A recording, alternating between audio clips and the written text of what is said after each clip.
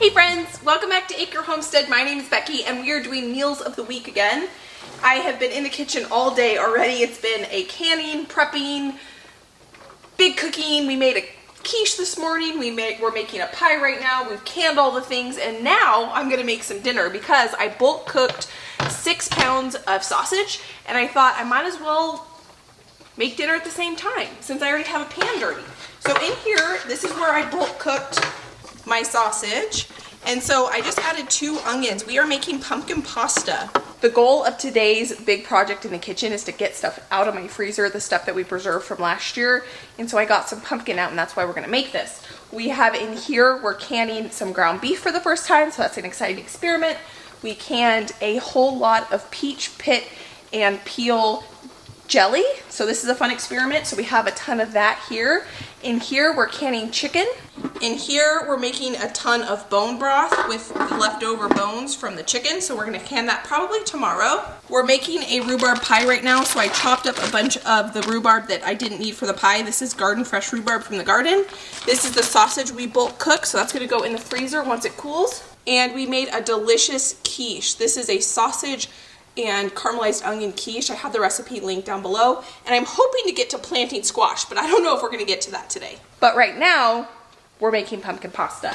So I have this onions and sausage, and they're cooking away, and then we'll start adding some of the next ingredients.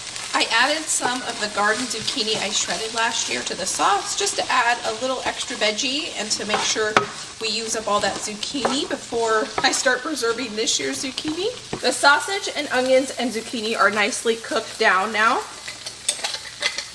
So I'm going to add some red pepper flakes, some homegrown dried parsley. I have 2 bags of this homegrown pumpkin that has been frozen in the freezer. So we're going to put this in here. Oh! Making a mess. That's okay.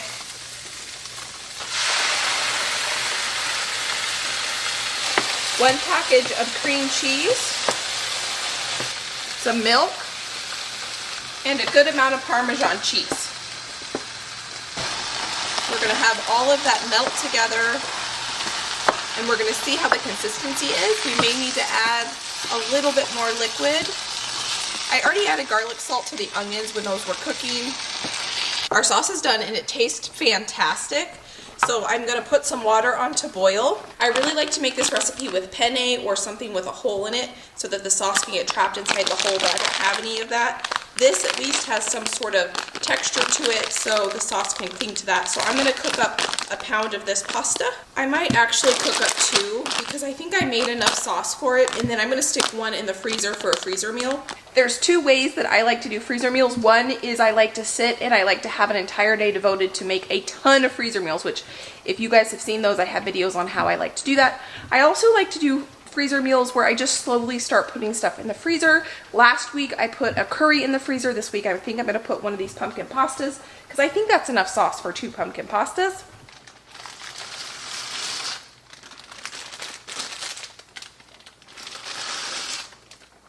I don't have any breadcrumbs to top the pumpkin pasta, but I have the cereal that's left over, and so we're just going to use this. I use this to top macaroni and cheese, and it tasted really good. It's just Chex cereal. I'm just going to crush this up.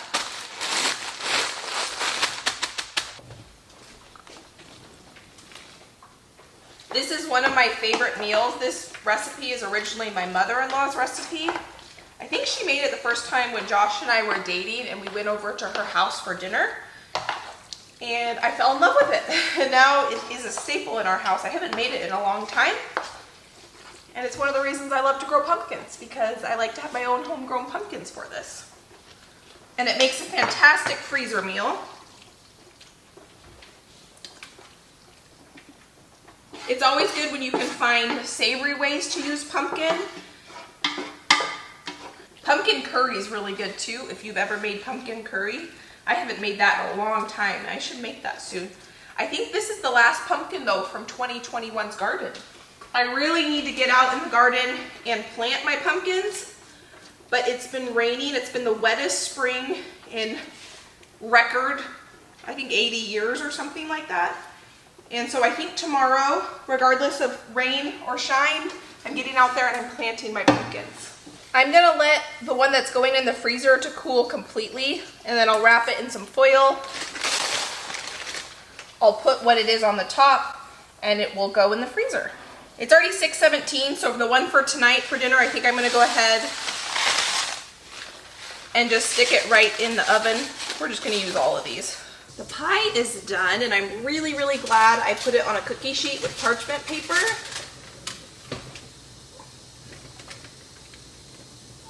Because it would have spilled all over my oven. But it's beautiful. It's bubbling on the inside. I put a piece of foil on it. I think it's done. It looks done. It looks beautiful. I'm happy to have dinner done. I'm happy to have a dinner for a future day. And we are going to dig into this. I'll call Josh down and I'll see you next time we're in the kitchen. I'm going to make some rice for some enchiladas tonight. I'm going to kind of clean out the refrigerator. This was some salsa verde that I had in the fridge that was about half gone. So we're going to use some of this to flavor our rice. I also have about 1/4 of a jar of home canned salsa. These are all homegrown ingredients. We're going to add this into our rice. Over the weekend, I canned some chicken in homemade chicken stock. And we're going to use this chicken in the enchiladas, but I want to use this broth to cook the rice. So I'm putting it in this quart jar so I know how much liquid we have, and then I'll know how much water to add. That's just going to add really good flavor to the rice. While I'm doing some prep in the kitchen, I might as well chop up 2 onions. We're going to get these sauteed a little bit later this afternoon, but I'm going to get them chopped and set aside. I would use white onions for this, but red onions are all I have right now, so we're just going to use what we have. I've already changed my mind on what we're going to make for dinner tonight. We are going to make green enchiladas. So now it's mid-afternoon and I have dinner prep started. We have our rice in here. This is the green salsa verde that we're going to use to make our enchiladas with. I grabbed a can of beans, but I don't know if we're going to end up using them. These are actually made with green tomatoes instead of tomatillos because I had so many green tomatoes. I'm getting out 2 things of cream cheese to get to room temperature. And then here are some peppers I preserved last year and they're frozen. So I just got them out so they could thaw. And we have our onions chopped. So I'll saute these when we get back from the gym. I'm home from the gym and ready to go ahead and make dinner. And while I was at the gym, I completely revamped this recipe and how we're gonna make this tonight for dinner for a couple reasons. But first, I have a little bit of our garlic infused oil we made together. We're gonna get that in our pot and we're gonna get our onions and our peppers sauteing. These peppers were frozen like you saw earlier. I just took them to the sink and kind of squeezed out any extra water just so that I don't have to try to cook out that extra water. I'm gonna let this oil heat up first. So I'll tell you what we're gonna do instead. I was gonna use my green salsa to make green enchiladas and do like a creamy chicken filling, but I have 2 of these canned enchilada sauces that I've had for so long because now I know how to make my own homemade enchilada sauce. So that's what I've been using and not using these, and I don't want these to go to waste. The ingredients are not my favorite ingredients, but I still don't want them to go to waste. So we're gonna make red enchiladas tonight for dinner. We're also gonna make a carrot salad, so we're gonna have to run out to the garden and harvest a bunch of fresh herbs that I know we have out there in order to make that carrot salad to go along with these red enchiladas. While our onions and peppers are sauteing, we're gonna get going on the carrot salad. I'm gonna save these peels and I'll put them in the freezer for making broths.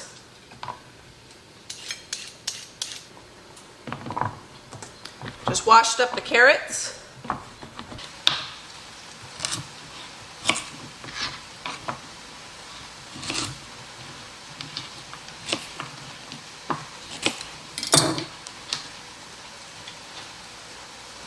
I would normally grate this in the food processor, but my food processor is broken. I did order the broken pieces, so as soon as that comes in, we'll make this salad in the food processor again. For now, we're just gonna grate it into this bowl.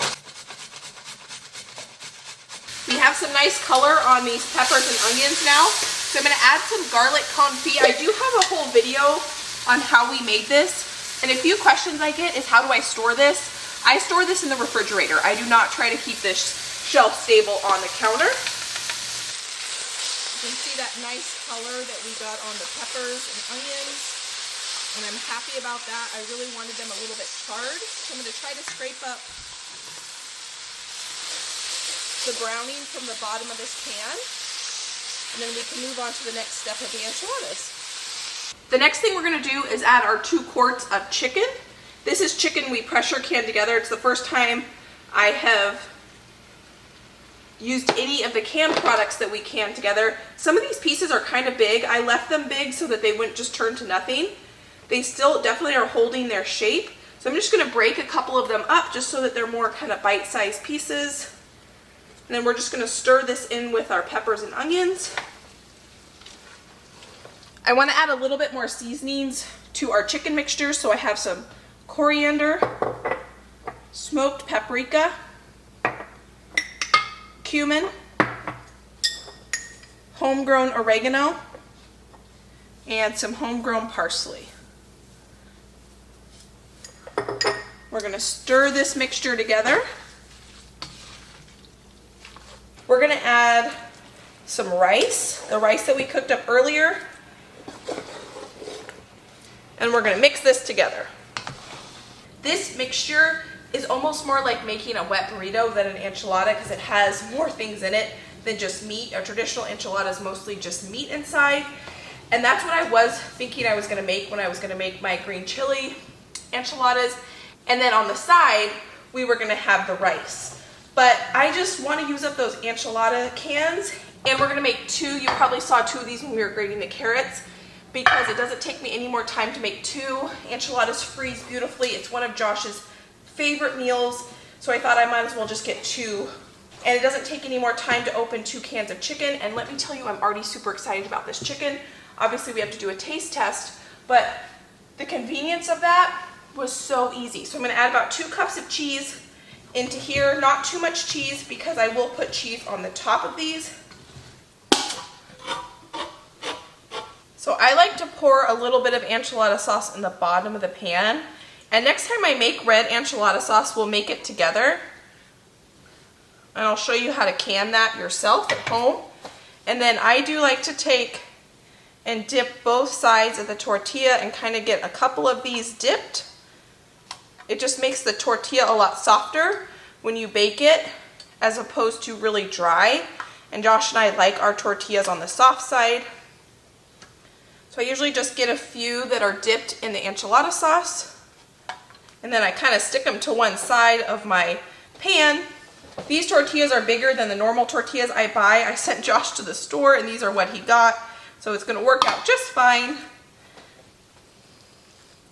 But it'll be one burrito per person, and so it'll be really, really a good dinner. So then I just put that in there, roll it up, put it to the side. And I'll keep repeating this process until both of these pans are nice and full.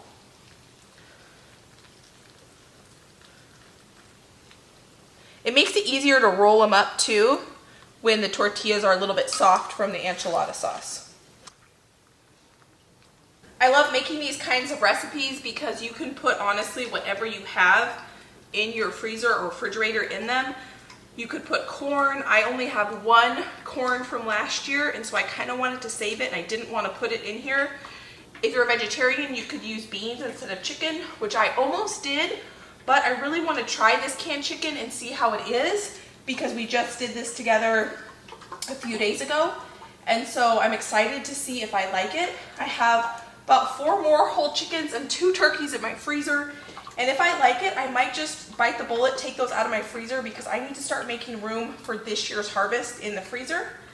And so I'm topping off these burritos. I'm calling them burritos because they're not really enchiladas, with the enchilada sauce. And then I want to top them with cheese.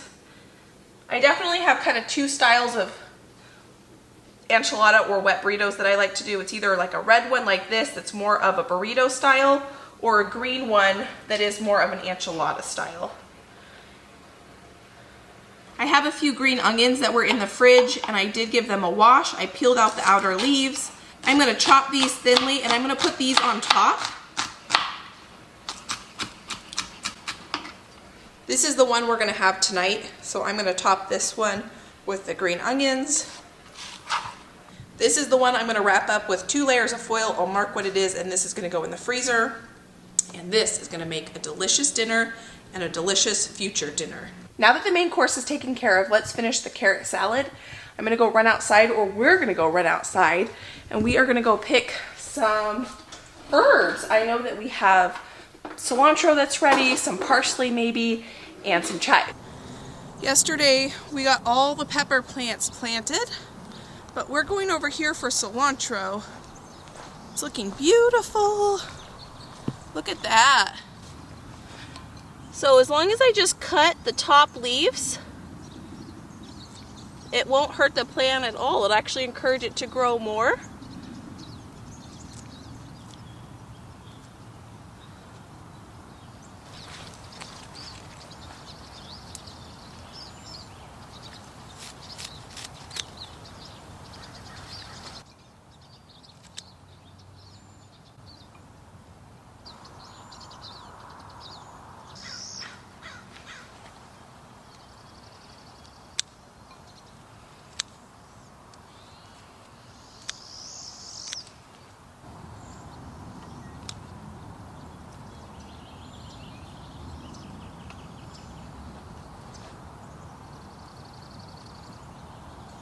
This is the first real harvest out here. I've harvested a few things here and there, but this is the first time I've come out here for dinner specifically. I do, I guess, technically have a bunch of mushrooms that I've been harvesting throughout here that I've been growing. Obviously, I harvest eggs all the time, but this is so encouraging and getting me super thrilled and excited for what this garden season has in store for us. Now let's go inside and finish making this incredible salad. Oh my goodness. There's just stuff everywhere. I'm getting distracted. This is not what this video is about, but I'll show you 2 things. I lied, 3. Look at that spinach. How stunning is that? The garlic is coming along beautifully. And what caught my eye, look at all these baby carrots growing. These are all little bitty carrots. A couple weeds in here, but all that little bit of green you see, those are all carrots coming up. Stunning. Some of these I need to de-stem, some of them I don't. This mint I'm going to de-stem, so we're just going to put it in a pile. With this salad you can use any type of herbs you want. I do have a main recipe for it, but I just kind of go with whatever sounds good.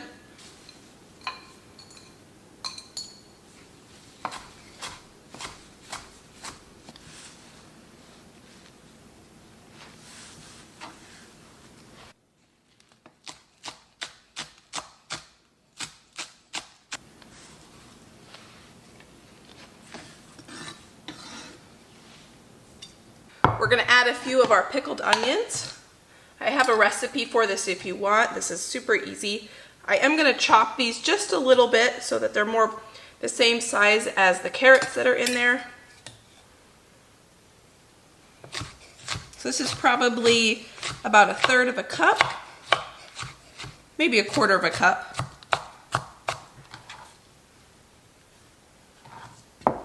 How stunning is this so far? Now we're going to make the dressing for it.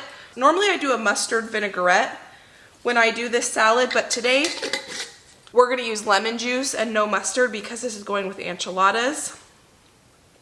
I don't think the mustard would match very well.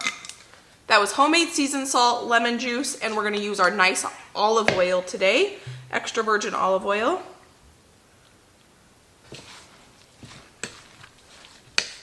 The first time I learned to make a salad like this, a carrot like vinaigrette-y salad, was when I was part of a CSA, Community Support Agriculture.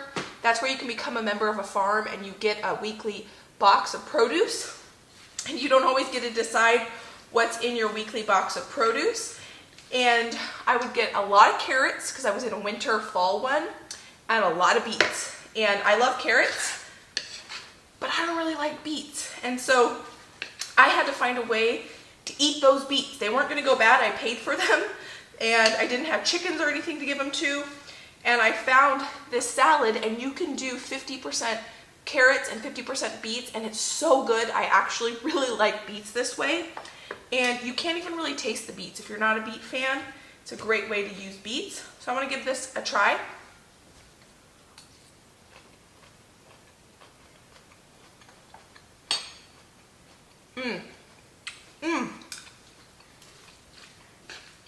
Wow, that is so good. I think though it needs about a teaspoon, maybe 2 teaspoons of honey, just to counterbalance those pickled onions and the lemon juice that I added. The carrots are pretty sweet, but they're not homegrown carrots. Homegrown carrots are way sweeter. I think that's one of the most underrated vegetables in the home garden. Tomatoes seem to reign supreme, but if you've never had a homegrown carrot, go get yourself a bucket, a tub, a container of any sort, and go plant yourself some carrots. You have plenty of time to grow carrots, and they are so delicious. You wouldn't need any honey in this if that was the case, if we were using homegrown, but we're not today.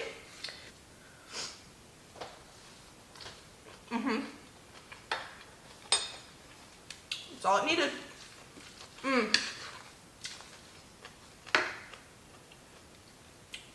I picked some of the purple chive flowers, and we're gonna top this salad with these purple flowers. They're completely edible. They taste like onion, and they're just gonna add a little bit of brightness. They're not gonna add quite as much purple as I would have thought because we added the purple red onions, but they still are really beautiful.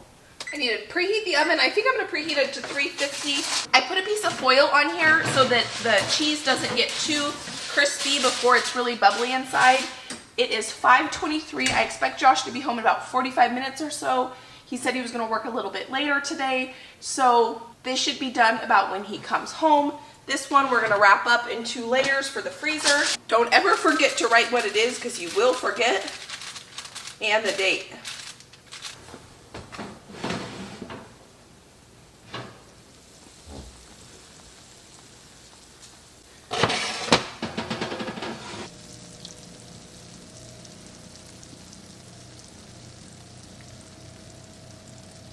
Hey friends, welcome back. It's the next day. Today we are going to be making some ramen noodles, but not in a broth. I watched this Instagram reel, and we're gonna make a curry ramen. I'm gonna make some, I have some honey sesame chicken from a freezer meal we did. I think this was 2 freezer meals ago, and we're gonna get this in the oven first thing. All I did was take our honey sesame chicken, lay it out on a baking dish. I have the oven preheated to 415 degrees. Something is burning on the bottom of my oven, which is fine. Whew. We're gonna let that chicken cook for about probably 30 to 40 minutes. I want it to get nice and crispy on the top. And we've got a ton of garden fresh produce that we're gonna put into this ramen. I put on a pot of water to boil. So I'm gonna turn that back on. It was in the way while we were making the chicken. And this recipe, I've never made ramen like this before, ever. But we're gonna go ahead and adapt the recipe, even though it's the first time, because of all this beautiful fresh produce from the garden that I wanna put into this recipe. Here we're outside harvesting some wine cap mushrooms that we've grown together. These things are the easiest things to grow, and they're absolutely delicious. So we're gonna add these to the recipe. It's springtime around here, which means asparagus season. I have both green and purple asparagus that we are gonna use today. And this is one of the most fun crops to grow because you plant it once and you harvest it for years. The first thing we need to do is wash these mushrooms. These are homegrown mushrooms. I'm so proud of these, but you can see they're very, very dirty.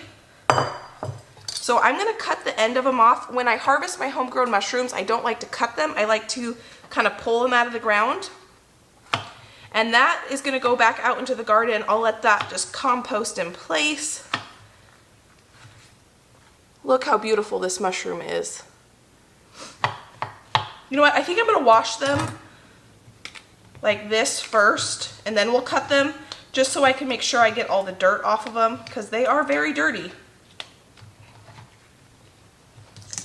Got a colander, we'll stick these mushrooms in here. We might have to do a couple batches just to make sure they get really, really clean. While we're prepping things that need to be washed really well, I'm gonna get my onion my leek prepped. Leeks keep a lot of sand and dirt inside them, so it's good to wash them really, really well. So I'm gonna cut these really thinly. The recipe called for green onions, so I'm just substituting this leek for green onions. Now that we have nice clean mushrooms, we're gonna continue on the process. So I'm gonna cut them super thinly. We have our leeks washed already.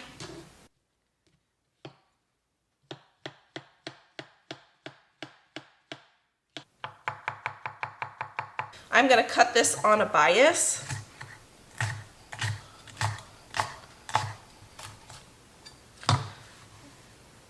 Our cilantro was already pre-chopped. And we're gonna cut a bunch of these leeks.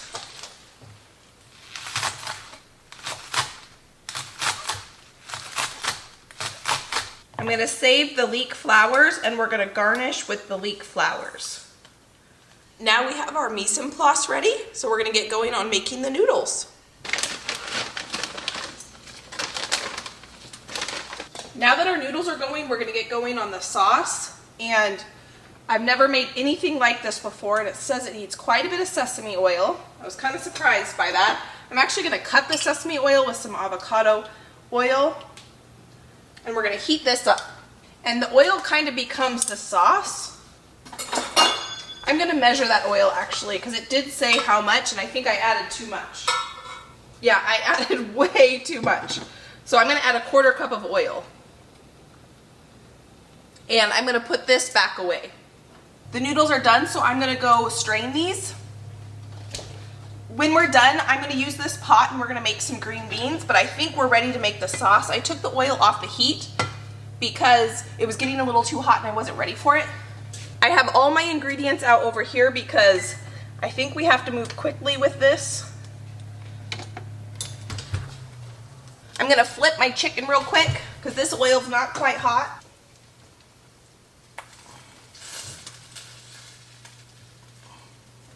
Let's see, I have to figure out what order I want to do this in.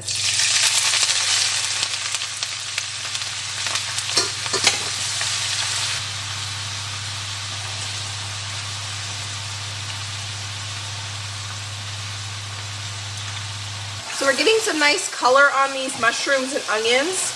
So I'm going to add some of the next ingredients. We have a little bit of grated ginger.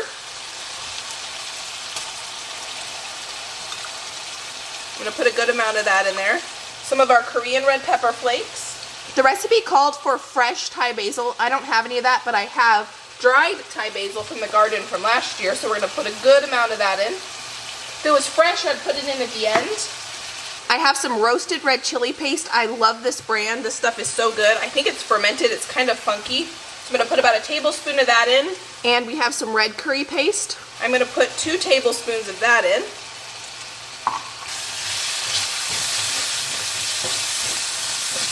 I'm going to let all of that fry together. This is basically the sauce. This is where we're going to mix everything together. I'm going to put the chives at the bottom of this bowl, along with all of our parsley. And I'm going to kind of mix that together. Now we're going to pour our hot oil sauce over the top of this. And that's going to slowly cook those chives and cilantro.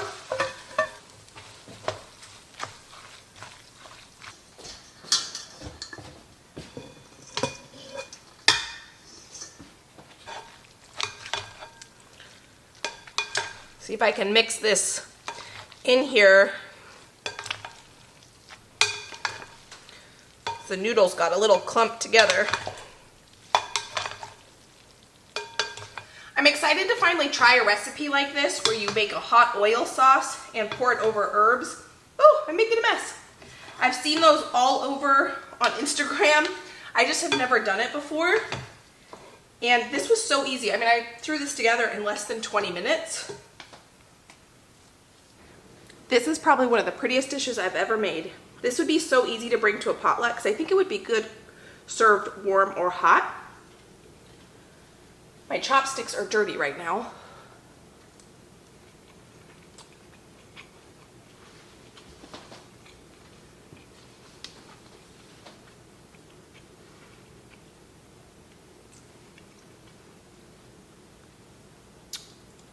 The flavor of this is incredible. Oh my gosh. Ginger, garlic, funky paste. So good. I don't know how to link reels. I'll try to figure that out so I can link this recipe for you because it is so good. There's almost a sweetness to it. And I don't know what the sweetness is from. Maybe the curry paste, but that is so good. I still have the chicken in the oven and I want to make a few green beans for a side. I have the same pan I cooked the sauce in. I'm actually going to use that for the green beans because that'll just add a little bit of flavor to the green beans. These are some green beans we harvested last year and blanched. There's still a little bit of water in there. That's okay. That little bit of water will help kind of break up any of the bits that are stuck to the bottom and just add a little bit of flavor to our green beans. And we're going to saute these until they get a little bit of a char on them and they get a little bit soft. I decided to add just a little bit of that chili paste and ginger, just to add a little bit more flavor to our green beans. Chicken's done. I realized those ginger pieces that I put in were what were adding that really good sweetness element, which was fantastic. And then I did also realize that I forgot to add soy sauce. That was definitely in the recipe. I think that it would have probably been a little too salty if I added soy sauce. So I think if I make this again, I'm going to add coconut aminos to the ramen noodle dish. All right, now you get to taste this is a ramen noodle dish. Okay. It has all homegrown ingredients: leeks, asparagus, mushrooms, parsley, no, not parsley, cilantro, chives. It's really good. Very mild flavor. Yeah. I think will pair really well with that. With that? Awesome. Yeah. Nice. Thanks for making it. I'm hungry. Yeah, good.